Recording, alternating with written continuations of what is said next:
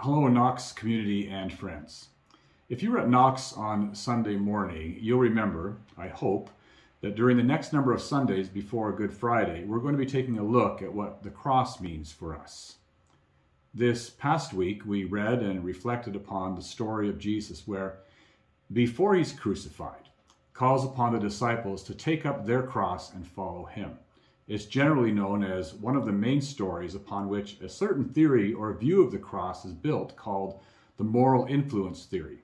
It suggests that the cross is a way of life to follow in order to bring positive change to humanity, a road of self-denial and social concern, a path which invites us to follow in the way of Jesus for his kingdom. We'll see this weekend that there are different views, or at least divergent vantage points, ways of seeing and interpreting the cross, not contradicting one another, but with different points of emphasis. On Sunday, we'll explore what's called the Ransom Theory of Atonement, or seeing the cross as a payment to satisfy a debt. You might be surprised with this view of the cross, especially who gets paid. So that's what's coming up Sunday morning. We'll focus on a reading from Isaiah 53, which many suggest foreshadows the cross of Jesus. We'll sing some more beautiful hymns and songs about the cross of Christ, and enjoy a great choir anthem fitting into our theme called Ave Verum Corpus, composed by Mozart. I hope you'll join us for worship and for refreshments afterwards. This week, I also want to let the congregation know about something else that I'm involved with as your minister. For the last few years, I've been the vice chair of something called the Ottawa Pastoral Care Training Program.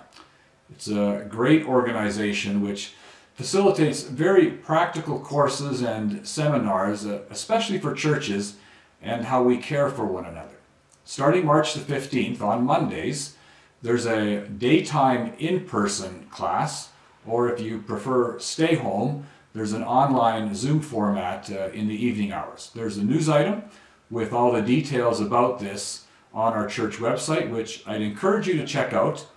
And if you have any questions at all, feel free to contact me or simply register for their upcoming course or other seminars that we have.